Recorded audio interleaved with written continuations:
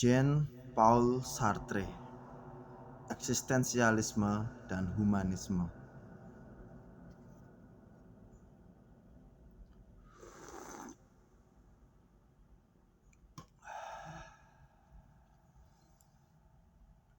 Pengantar. Meskipun gerakan eksistensialisme di Perancis hampir mencapai sukses popularitas, gerakan ini lebih dari sekedar mode aliran pemikiran yang akan berlalu begitu saja. Gerakan ini telah berlangsung lebih dari 1 abad dan telah diterima sebagai salah satu gerakan pemberontakan terhadap sistematisasi yang berlebihan dalam filsafat yang terjadi dari waktu ke waktu dalam sejarah pemikiran Barat, dengan koreksi dan dampak-dampak yang menarik untuk dikaji. Dan meskipun eksistensialisme seringkali digambarkan sebagai anti-historis, para pendukungnya menunjukkan minat yang tidak kecil daripada pendahulu mereka. Oleh karena itu, buku terjemahan kuliah Jean-Paul Sartre yang disertai dengan diskusi di halaman-halaman akhir ini akan diantar dengan sebuah pembahasan singkat padat seputar aliran pemikiran yang diwakili oleh kuliah Sartre tersebut. Pernyataan tentang tema eksistensial muncul pertama kali ketika zaman keemasan filsafat Jerman mencapai puncak pada sistem dialektiknya Hegel. Bangunan besar pemikiran yang mengesankan ini yang mendominasi pemikiran-pemikiran pada waktu itu dan mengacaukan masalah-masalah generasi-generasi yang datang sesudahnya, mengundang filsuf berkebangsaan Denmark yang suka menyendiri, Søren Kierkegaard, mengemukakan sanggahan-sanggahan yang sangat tajam. Orang hebat ini yang semua pemikir eksistensial mengakui pengaruhnya, menjalani hidupnya dengan cara yang amat sulit dicari tandingannya, seperti halnya Oblomov, dan dengan kekayaan batin yang bahkan lebih kaya dibanding dengan drama-drama emosional manapun, serta dengan aktivitas intelektual yang fenomenal. Tidak seorang pun, mulai dari yang berjiwa gelisah sampai pemikir-pemikir yang berpikiran jernih dan cepat tanggap, menolak ajaran yang ditawarkan orang ini sebagai inspirasi yang tidak berguna. Permasalahan yang senantiasa ia kemukakan untuk menentang para filsuf-filsuf besar pendukung sistematisasi filsafat aslinya seperti yang ia sajikan dalam presentasinya, kaya dengan humor, ilustrasi, dan anekdot. Sebenarnya gagasan Kierkegaard bukanlah ide yang baru. Ia melihat bahwa kebanyakan filsafat bukanlah kebijaksanaan yang lahir dari kehidupan, melainkan hanyalah kebijaksanaan tentang kebijaksanaan dan hanya sedikit berkaitan dengan kehidupan. Tidak analisis pemikirannya Kant, evolusi pemikirannya Hegel, ataupun sejarah dapat membantu ketika orang harus membantu keputusan manusiawi personal yang sangat menentukan jalan atau tidaknya kehidupan dan perkembangan pemikiran. Keputusan manusiawi yang personal ini bukanlah keputusan besar di mana kepentingan besar terlibat di dalamnya, yaitu keputusan yang dapat segera diambil tanpa pembahasan atau diskusi yang panjang lebar. Dilema kehidupan ini, individu yang otentik dan menentukan, dan bagi Kierkegaard sendiri hanya individu-individu itu sendiri yang nyata, konkret, tidak diambil melalui eksplorasi intelektual atas fakta-fakta yang ada ataupun hukum-hukum pemikiran apapun. Penyelesaian keputusan ini muncul dari konflik-konflik dan kebingungan jiwa, kegelisahan, kemurkaan, petualangan iman yang penuh bahaya menuju daerah-daerah yang belum dikenal. Realitas eksistensi setiap orang dengan demikian berasal dari kedalaman jiwanya sendiri-sendiri, bukan dari apapun yang dapat disusun secara sistematis oleh pikiran manusia. Karena pengetahuan yang diobjektifkan tidak selalu sama dengan kebenaran. Kebenaran, kata Kierkegaard, adalah subjektivitas. Karena dalam ranah subjektif, dalam hubungan dengan diri sendiri dan dalam hubungan dengan subjektivitas orang lain, Orang menyadari eksistensi Tuhan dan hubungannya dengan yang agung itu. Pada masa itu, yaitu zaman pencerahan, gagasan tentang Tuhan masih mendominasi sebagian besar filsafat spekulatif. Meskipun gagasan tersebut didepersonalisasi sebagai yang absolut. Ciri filsafat yang semacam itulah yang memberi warna dominan pengajaran filsafat akademis pada masa hidup Kierkegaard. Para filsuf itu sendiri adalah filsuf Kristen. Kebanyakan dari mereka adalah penganut Kristen yang saleh. Demikian pula dengan orang pada masa itu.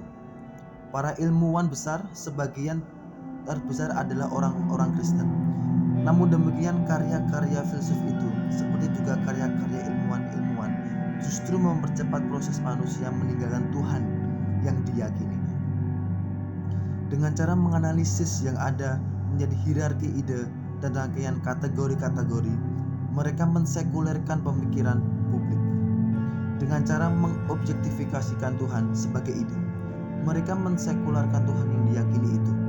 Apa yang hilang dari perkembangan ide ini adalah subjek yang asli manusia dalam keseluruhan kediriannya, tidak pernah sepenuhnya terselami. Setelah melihat periode pemikiran itu dari kacamata pandang dampak yang ditimbulkan, orang sulit menyangkal bahwa protes Kierkegaard sekurang-kurangnya adalah sebentuk pemberontakan filosofis. Ia berbicara untuk sesuatu yang telah diabaikan atau dipinggirkan. Sebagai akibatnya, karya-karya penulis besar ini dalam pengertian yang umum diterima lebih bernuansa teologis daripada filosofis. Namun demikian, bakat Kierkegaard dalam hal metafisik tidak terbantahkan. Pembahasan masalah-masalah metafisik tersebut sebagian besar dituliskan dalam bagian-bagian terpenting karyanya. Perlu dicatat bahwa sumbangan-sumbangan positif filsuf besar ini nampak dalam ranah estetik, etik, dan apa yang disebut psikologi spirit atau jiwa. Dengan menolak mistisisme, seperti halnya ia menolak pemikiran-pemikiran filosofis yang abstrak, Kierkegaard mendasarkan posisinya pada manusia individu di sini dan kini. Manusia dengan hasrat dan kegelisahannya. Kebanyakan argumen Kierkegaard didasarkan secara terbuka pada pengalaman-pengalaman personal, termasuk di dalamnya pengalaman krisis erotis dalam kehidupannya yang digambarkan secara eksternal tidak menarik. Ia menulis manusia sebagai makhluk dengan hasrat menuju kebahagiaan eksternal. Dan apabila definisi manusia tersebut bukan definisi yang dimaksudkan Kierkegaard, definisi tersebut adalah satu-satunya jenis manusia yang ia tuliskan atau harapkan dapat memahaminya.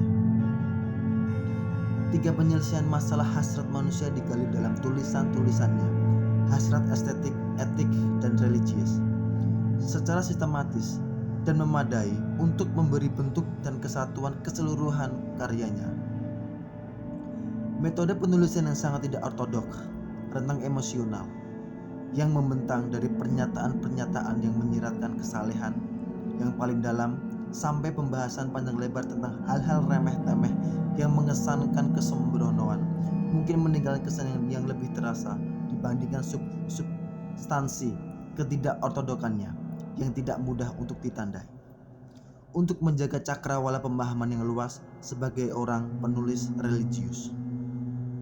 Tetapi sebagai orang penulis religius, ia pertama-tama dan terutama atas keseluruhan pemberontakannya pada gereja Protestan, di mana ia sempat berkarya sebagai pengkhotbah atau pendeta.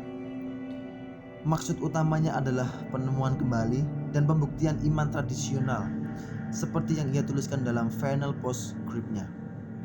Motif yang menjiwai keseluruhan tulisannya adalah hasrat untuk membaca sendiri teks asli hubungan eksistensi manusia individual, tekstua yang telah kita kenal yang diwariskan dari nenek moyang.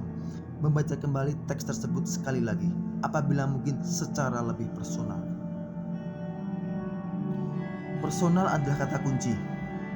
Bahkan sekarang 100 tahun sesudahnya, Kierkegaard masih memiliki kekuatan yang luar biasa untuk membangun kontak personal yang intim dengan para pembacanya, yaitu membuat orang merasa bahwa apa yang ia baca ditujukan secara personal kepadanya. Dalam hal ini yang merupakan pengungkapan contoh yang paling baik yang mungkin dilakukan dari doktrin filsuf besar ini. Kierkegaard tidak diragukan lagi adalah tokoh eksistensialis yang paling besar dan juga yang pertama.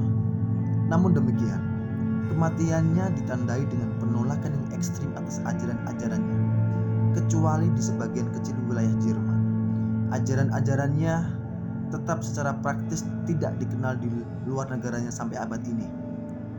Dan pengalih bahasaannya, karya-karyanya secara berurutan ke dalam bahasa Inggris baru terjadi dalam rentang 10 tahun terakhir ini.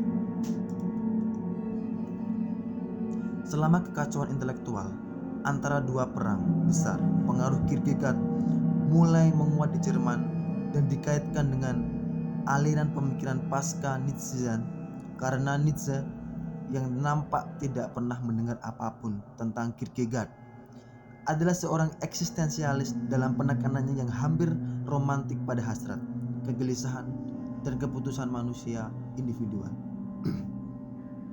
dan mengesankan pemahaman yang mirip dengan permasalahan kemanusiaan yang tragis dalam peradaban masyarakat modern. Kedua pemikir tersebut tentu saja adalah dua kutub yang berbeda satu sama lain. Namun demikian, ini berarti bahwa semesta gagasan yang didefinisikan oleh posisi relatif keduanya adalah satu semesta yang sama. Bahkan, penolakan mentah-mentah Nietzsche atas Kristianitas, yaitu pernyataan negatif tentang kuasa gereja atas individuasi manusia yang utuh, mempunyai kesamaan dengan penolakan Kierkegaard yang juga ekstrim pada tradisi imamat. Supermannya Nietzsche dan kesatria pembela imannya Kierkegaard, keduanya adalah konsepsi transendensi, hasrat manusia dan intelektualitasme melalui kekuatan integritas dari dalam diri sendiri yang murni. Meskipun yang satu adalah integritas melalui pengetahuan dan kemampuan yang hebat seorang guru, dan yang satunya integritas melalui ketaatan seorang budak atau pelayan. Kedua idealisme tersebut sekurang-kurangnya sebangun dalam hal kualitas subjektivitasnya. Sebagaimanapun juga, perpaduan dua pengarah yang berbeda tersebut menunjukkan ambiguitas dari apa yang kita namakan doktrin eksistensial. Semakin subjektif kriteria yang digunakan untuk menaksir suatu nilai, semakin tidak jelas penerapan kriteria tersebut dalam menilai permasalahan nyata, seperti permasalahan kultural, doktrin-doktrin politik, kecenderungan sosial atau kesimpulan yang ditarik dari sejarah. Apakah eksistensialisme akan mengarah pada suatu yang berada di luar psikologi jiwa dalam konotasi yang sempit dan personal? Sampai saat ini pemikiran eksistensial terbagi menjadi dua cabang utama, yaitu filsafat religius dan gerakan sekuler yang masih tetap anti-religius. Perkembangan teologi Protestan modern yang paling penting, di mana Barth dan Brunner menjadi tokoh yang paling tersohor, pada dasarnya sebagian besar berasal dari pemikiran eksistensial. Demikian pula halnya dengan filsafat sekulernya, Heidegger, yang karyanya merupakan sumber utama inspirasi eksistensialisme Perancis dewasa ini. Saat ini tidak ada tanda apapun yang menandakan bahwa ambiguitas tersebut akan segera teratasi, atau bahwa kedua cabang tersebut tidak akan semakin menjauh satu sama lain, atau terpecah kembali menjadi ranting-ranting yang lebih kecil dan akhirnya menghilang di telan pusaran waktu. Bahkan kalaulah ini terjadi, bagaimanapun juga tantangan-tantangan yang disodorkan oleh eksistensialisme kepada filsafat-filsafat religius, rasionalistik, dan materialistik zaman kita tidak akan sia-sia begitu saja. Dan di mana yang akan datang, gerakan eksistensial ini nampaknya lebih cenderung akan terus berkembang daripada mengalami disintegrasi. Keanekaragaman filosofis tidak akan dapat dijelaskan secara lengkap, utuh dengan acuan kondisi sosial dan historis lingkungan sekitarnya. Yang penting adalah pemahaman yang lengkap utuh atas keanekaragaman tersebut. Karena gagasan sering tersebar melalui batas-batas geografis dan periode waktu tertentu. Keanekaragaman tersebut akan semakin tumbuh subur ketika bertemu dengan individu-individu dengan mentalitas dan sensibilitas yang sesuai dengan pertumbuhannya. Namun demikian, tidak diragukan lagi bahwa situasi sosial dan atmosfer dominan bangsa Jerman yang baru saja kalah perang pada umumnya pada tahun 1920-an merupakan lahan subur bagi benih-benih absolutisme subjektif ini. Kehancuran yang dahsyat ini tidak hanya menyapu habis impian indah bangsa Jerman, tetapi juga menghancurkan sistem-sistem sosial dan politik yang semula merupakan tempat orang menggantungkan hidup dan kekecewaan mereka meluas pada pemujaan-pemujaan dan sistem pemikiran objektif yang sebelumnya diasosiasikan dengan sistem yang runtuh itu. Dalam situasi dan kondisi semacam ini, orang berusaha kembali pada akar pengetahuan mereka untuk menjadi landasan hidup yang lebih aman. Mereka siap mempertanyakan otentisitas seluruh kepercayaan, prinsip-prinsip, dan institusi-institusi yang ada di sekitar mereka. Mereka menjadi lebih bergairah mencari kebenaran dalam ranah subjektif dan psikologis. Kekhawatiran akan ketidakamanan lingkungan sekitar dan analis pencarian penyebab-penyebabnya sangat erat berkaitan dengan motif eksistensial dalam tulisan-tulisan Karl Jaspers. Jaspers adalah seorang profesor filsafat di Heidelberg. Ia adalah salah satu dari dua pemikir pemuka eksistensialisme Jerman. Karyanya Man in the Modern Age terutama adalah sangkaan yang kuat pada kemajuan masyarakat peradaban teknologis yang dianggap Jaspers sebagai penyakit sosial. Semakin besarnya ketergantungan pada kriteria pemikiran objektif harus dibayar dengan semakin terpinggirkannya eksistensi manusia yang sebenarnya. Tidak kalah tragis dibandingkan dengan Spengler yang pengaruhnya sangat kuat terasa dalam karya-karya awal Jaspers. Ia memprediksi kemunduran dunia barat. Bagi Jaspers, fatalitas yang melekat dalam kebudayaan barat adalah dampaknya pada pemikiran individu. Dunia sekitar individu-individu barat menjadi semakin penuh sesak dengan sistem pemikiran objektif dan mekanistik sehingga kehendak individu semakin terdesak. Penaklukan diri pemikiran manusia pada rasionalisme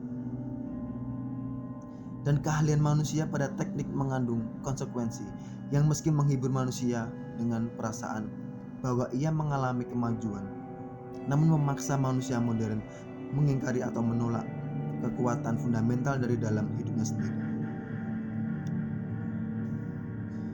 Kekuatan fundamental ini pada gilirannya nanti akan berbalik menjadi kekuatan yang menghancurkan. Semakin objektivitas menguat, sama artinya dengan binasanya eksistensi.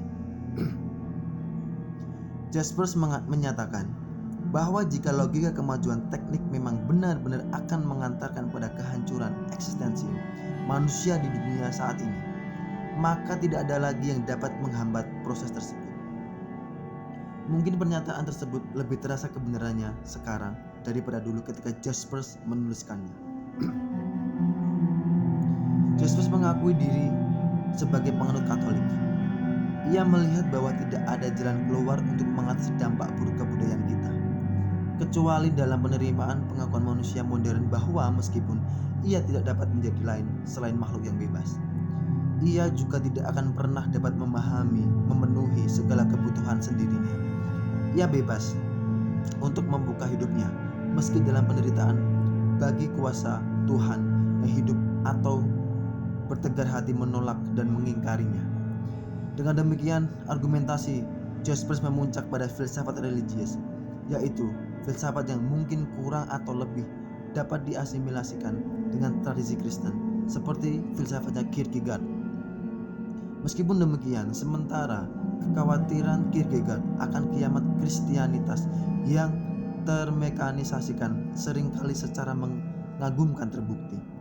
Kekhawatiran filsuf Denmark tersebut adalah intuisi yang menjelajahi fenomena abad ke-19 di Eropa sampai dampak-dampak buruknya di masa depan dunia. Nasib dunia Jaspers adalah dunia yang telah mengalami dampak buruk kebudayaan barat, dan studi tentang kondisi manusia sekuler menjadi bagian terbesar karya-karyanya. Banyak pembelaan Jaspers pada subjektivitas adalah demonstrasi konsekuensi sekuler atas pengingkaran subjektivitasnya.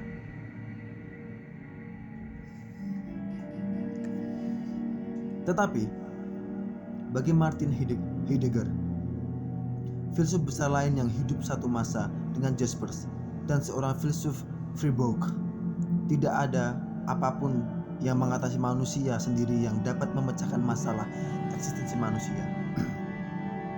Heidegger adalah seorang pemikir penting yang sumbangannya permanennya jelas dan nyata. Ia juga seorang eksistensialis yang paling disegani dalam pergumulan intelektual yang senantiasa membara di Eropa. Ia adalah pemikir yang kaya inspirasi psikologis, psikoanalitik, dan filsafat spekulatif pada zamannya. Ia pahami semua seluk-beluk ilmu-ilmu itu dan bahkan alam tak sadar untuk mencari batu penjuru filsafat yang baru. Banyak hal yang penting dan menggoda minat yang dimunculkan oleh gerakan ini. Termasuk di dalamnya adalah data-data fenomenologi, dan Husserl sendiri, eksponen utama fenomenologi, adalah guru Heidegger. Fenomenologi adalah cabang ilmu psikologi yang sangat ilmiah, tidak seperti psikoanalisa. Fenomenologi berminat pada aspek efektif dan emosional pikiran. Ilmu ini didasarkan pada studi, sebagian besar eksperimental kemampuan persepsi pikiran. Sebuah penjelasan yang memadai tentang cabang ilmu psikologi ini akan jauh melampaui cakupan kata pengantar ini. Namun demikian, mungkin ada baiknya apabila kita menyebutkan beberapa fakta nilai penting fenomenologi di sini.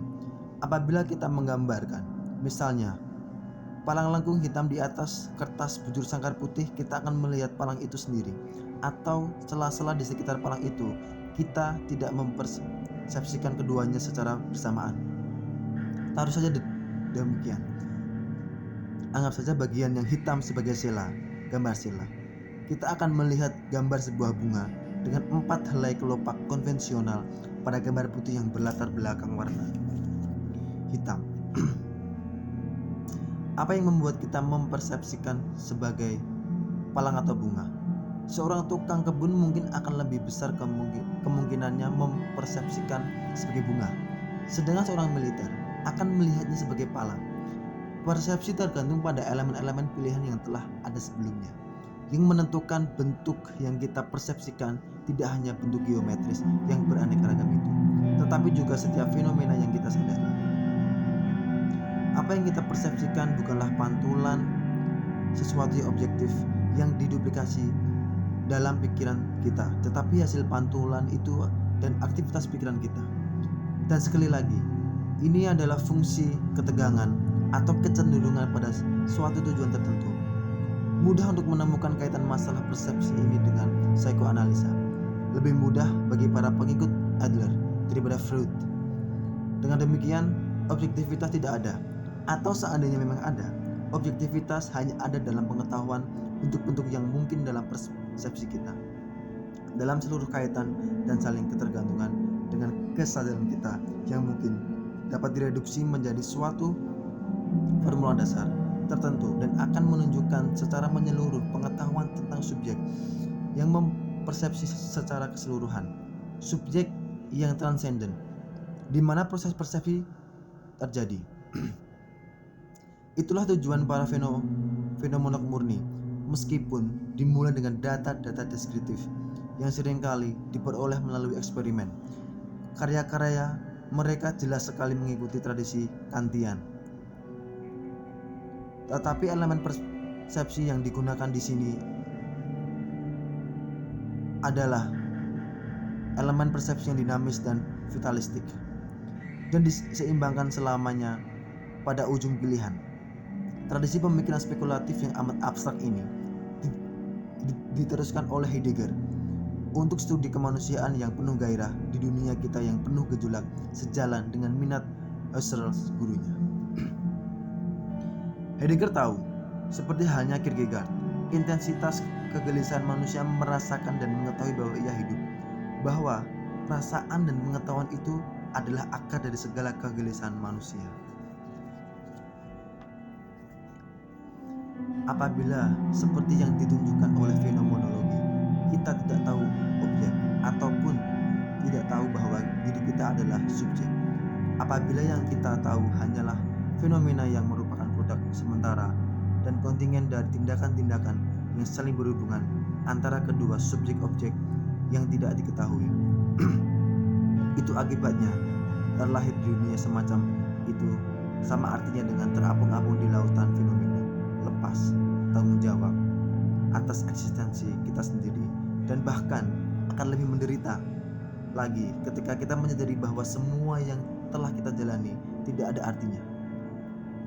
Dalam pemecahan masalah yang disarankan oleh Heidegger, cukup jelas terdapat pengaruh gaya para pengikut Nietzsche.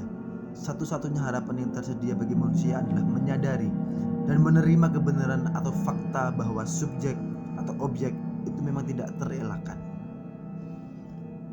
Meskipun nasibnya pada akhirnya hanya akan menemui kematian, manusia dapat mengalahkan nasib tragisnya dengan menemukan tujuan-tujuan, proyek-proyek yang dengan sendirinya akan memberi makna baik pada dirinya sendiri maupun dunia objek.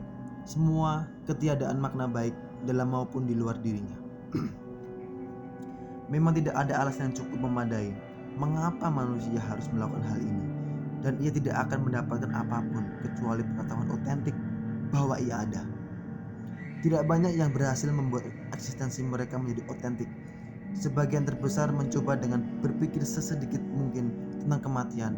Mereka yang semakin mendekat dan memuja berhala-berhala seperti kemanusiaan, ilmu pengetahuan, dan agama.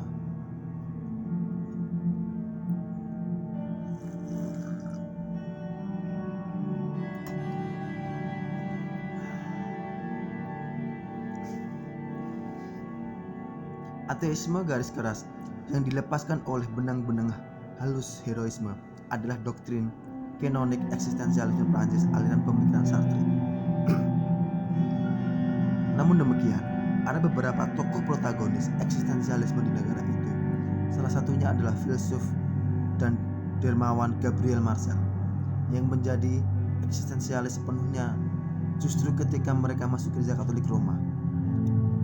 Marcel lebih banyak dipengaruhi oleh Nietzsche daripada Heidegger, dan pengaruh yang paling besar ia dapatkan dari tradisi filsafat Prancis. Dan aliran pemikiran eksistensialisme di Prancis semakin membengkak jumlahnya dengan kemunculan sejumlah aliran-aliran kecil baru yang mendapatkan inspirasi dari sumber-sumber mancanegara. Untuk menyebut beberapa nama yang sering disebut dalam literatur eksistensialisme adalah Zestov, Badiaev, bahkan Kafka. Memang para pemikir itu mempunyai gagasan-gagasan yang sama atau minimal serupa tentang krisis dan ancaman yang mengancam eksistensi subjek. Aneka macam kesaksian kondisi eksistensi subjektivitas ini meskipun menegaskan bahwa eksistensialisme adalah sebuah gerakan spontan dalam pemikiran Eropa pada waktu itu. Tidak banyak untuk tidak mengatakan tidak menjelaskan ambiguitas aspek politik dan religius aliran pemikiran ini. Namun kemenduaan inilah yang justru memungkinkan eksistensialisme menyediakan suatu forum dan bahasa di mana para tokoh agama idealis sekuler dan anti agama dapat melakukan pembahasan tentang masalah-masalah manusia yang paling penting dan masalah-masalah umum lainnya.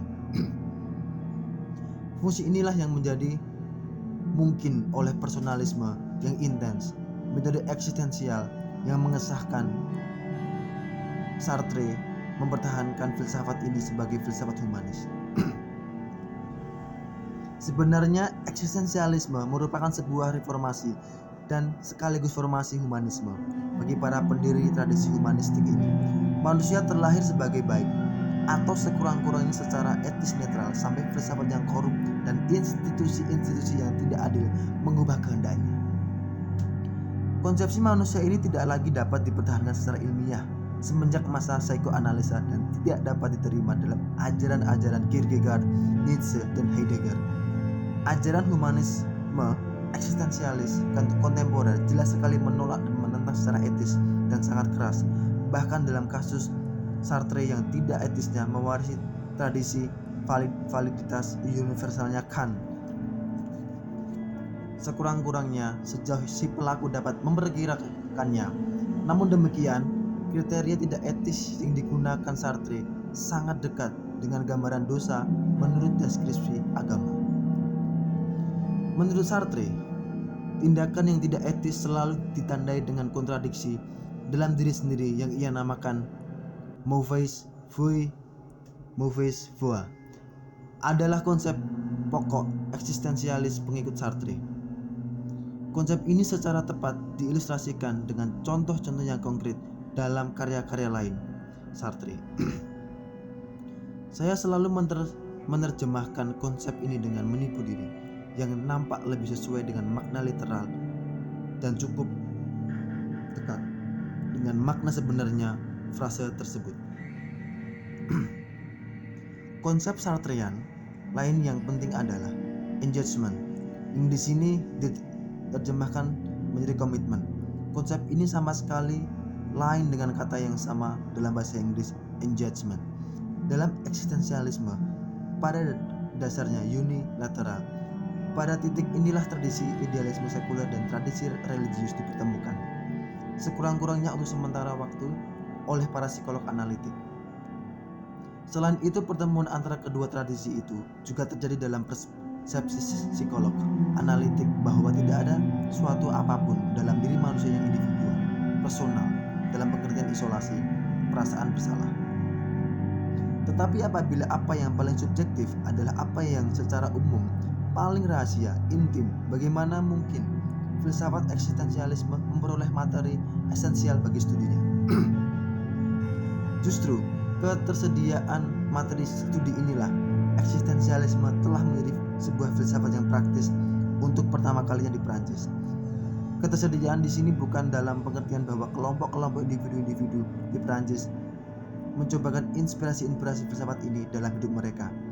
Meskipun itulah yang dikatakan sebagai masalahnya, tetapi dalam pengertian bangsa Prancis adalah masyarakat seniman yang sanggup menyediakan bahan-bahan studi itu dalam karya-karya fiksi mereka. Sebuah doktrin yang didasarkan pada subjektivitas yang eksistensinya dianggap mendahului esensinya. Mensyaratkan penjelasan atau penggambaran subjektivitas semacam itu untuk menegaskan temanya, kecuali dalam kasus di mana subjek eksistensial itu sendiri telah menyediakan gambaran itu, seperti yang dilakukan Kierkegaard, Marcel, dan dalam derajat tertentu penulis-penulis lain. Kemampuan semacam itu hanya dapat digantikan secara memadai dengan intuisi seorang seniman. Memang, seni adalah minat Kierkegaard yang paling penting. Bahkan ia berpandangan bahwa apabila seseorang bukan seorang religius atau seniman, ia adalah orang bodoh. Meskipun sejauh mana Kierkegaard akan menaruh kepercayaannya pada para seniman untuk memberikan penjelasan yang dapat dipercaya tentang peristiwa-peristiwa subjektif manusiawi adalah masalah lain. Namun demikian, penjelasan-penjelasan intuitif dan imajinatif semacam itu, terlepas dari sejauh mana dapat dipercaya, tersedia secara melimpah ruah di Perancis dan telah memungkinkan difusi yang tiba-tiba dan luas sekurang-kurangnya istilah-istilah dan kategori-kategorinya, atau jika tidak kadangkala menjadi sumber informasi. Eksistensialisme Perancis secara substansial dibangun oleh karya-karya sastra seniman-seniman Perancis, dan penjelasan Sartre tentang aliran filsafat ini tidak dapat dilepaskan dari kontribusinya pada dunia sastra sebagai seorang novelis.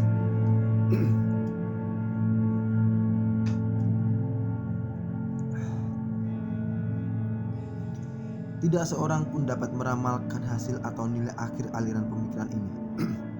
Kerasnya, tekanan oposisi yang menyertai filsafat eksistensial ini, beberapa adalah tentang filosofis dan nilai-nilai dasar, adalah tanda-tanda vitalitasnya, dan orang hanya dapat memulai dengan menelusuri asal-muasalnya dan mengamati reaksi-reaksi yang ditimbulkannya.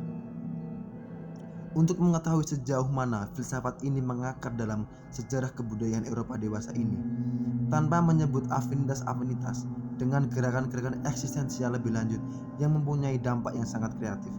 Dalam diskusi yang menyusul setelah kuliah berikut, pembaca akan melihat beberapa kekacauan dalam pemikiran barat dewasa ini. Dampak indeterminisme atau ilmu pengetahuan, dampak metode analitik atas psikologi, skeptisme dan historisitas, fenomenologi atas filsafat. Semua itu akan dibahas dengan cara berpikir yang paling radikal dan realistik. Pembahasan modernitas yang lengkap serta tokoh-tokoh yang mewakilinya tidak perlu diragukan lagi. Masa depan modernitas ini akan dilihat dengan penuh harapan, minat, atau jika tidak, sekurang-kurangnya oleh mereka yang bermata tajam atas kemunculan aliran-aliran eksistensial yang berpengaruh. Sebagian terbesar aliran tersebut, meskipun tidak semua, akan dapat lenyap secara vulgar, tidak hanya dalam pengertian kata tersebut dalam bahasa Perancis, tetapi dalam pengertian yang lebih kurang terhormat dalam bahasa Inggris. Ada alasan kuat mengapa keputusan pada titik ini sulit ditunda. Sebuah filsafat yang berpandangan bahwa pilihan dalam pengertian krisis subjektivitas memainkan peran dominan adalah filsafat perubahan. Apabila diperhatikan secara mendasar, subjektivitas di sini mungkin adalah suatu yang murni dan tidak tercampur dengan apapun yang lain. Tetapi apabila diperlihatkan secara eksternal, para protagonis adalah para pembaharu atas nama sesuatu. Dan perubahan atau konversi yang terjadi karena pengaruh mereka harus mempunyai sisi objektif, atau jika tidak, mereka tentunya bukan kaum eksistensialis. Memang hal ini mungkin saja menjadi sebab munculnya pengikut-pengikut palsu aliran ini yang eksistensialismenya dimanfaatkan untuk mendesain karakter-karakter tokoh-tokoh yang secara konkret lebih persuasif. Tetapi masalah tersebut hanyalah komplikasi permasalahan yang sebenarnya sangat nyata, dan bahkan eksistensialisme murni sendiri mungkin tidak dapat memecahkannya. Memang permasalahan ini mungkin tidak akan terpecahkan. Kecenderungan merubah ini dalam kuliah Sartre terarah pada suatu aktivitas politik yang di mata sebagian besar orang, seperti teman diskusinya Neville misalnya, akan berseberangan dengan nilai dasar doktrin yang ia sendiri. Bagi Sartre, kebebasan adalah nilai yang paling tinggi. Sebagai filsuf, kebebasan inilah sumbangan Sartre yang paling brilian dan mengharapkan tradisi pencerahan negerinya. Namun ia sendiri belum mempraktekkan dalam hidupnya implikasi-implikasi politis kebebasan absolut itu. Selain itu, ia sendiri juga belum memperkembangkan konsekuensi subjektivitas implikasi-implikasi politis itu sedalam atau sejauh mana yang pernah dilakukan oleh Kierkegaard. Masih jauh di belakang filsuf Denmark itu. Jika ia mempraktekannya, menurut pengamatan Profesor Sandrat, nilai filosofis inheren dalam premis dasarnya pastilah akan mengantarkan menjadi orang yang bertuhan. Sekurang-kurangnya pendapat tersebut mendapat bukti dari fakta bahwa Sartre mengangkat permasalahan, pertanyaan, kegelisahan yang dirasakan oleh banyak orang di zamannya, yaitu penolakan saintisme dogmatik.